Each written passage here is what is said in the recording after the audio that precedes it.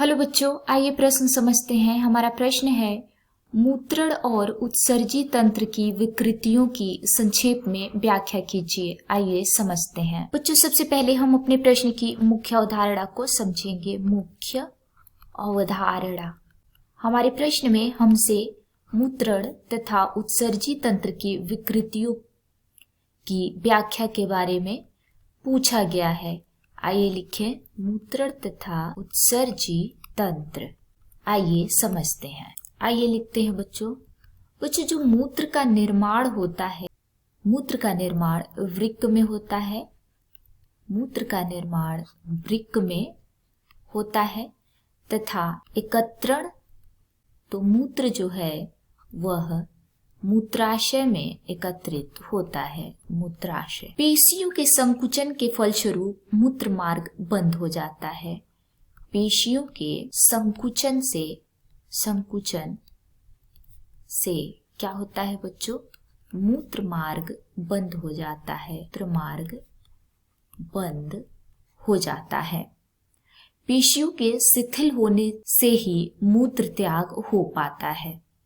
यानी कि मूत्र त्याग के लिए पेशियों का शिथिल होना आवश्यक है। बात करें ऐच्छिक तथा अनैच्छिक क्रियाओं की बच्चों, तो जो मूत्र त्याग है वह ऐच्छिक क्रिया के द्वारा होता है।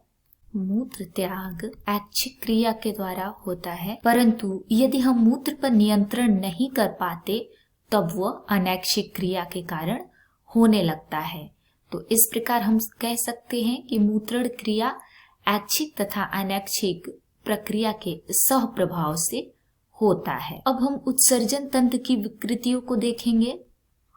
उत्सर्जन तंत्र की विकृतियां, तो बच्चों बात करें रुधिर की, तो रुधिर में यदि यूरिया का जमाव हो जाता है, रुधिर में यूरिया का जमाव होने से क्या होता है? वृक्क खराब हो जाते हैं। क्या होता है? वृक्क खराब हो जाते हैं और इसे हम यूरेमिया कहते हैं। वृक्क का खराब होना यूरेमिया कहलाता है। उत्सर्जन तंत्र की दूसरी विकृति को हम रीनल कल्कुलाई कहते हैं। रीनल कल्कुलाई, जो रीनल कल्कुलाई में क्या होता है? इसमें अविलेय द्रव्य का निर्माण होने लगता है।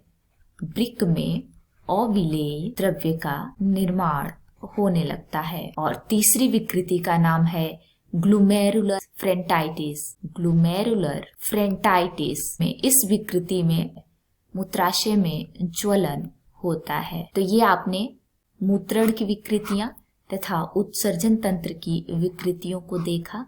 उम्मीद है आपको प्रश्न समझ में आ गया होगा। धन्यवाद।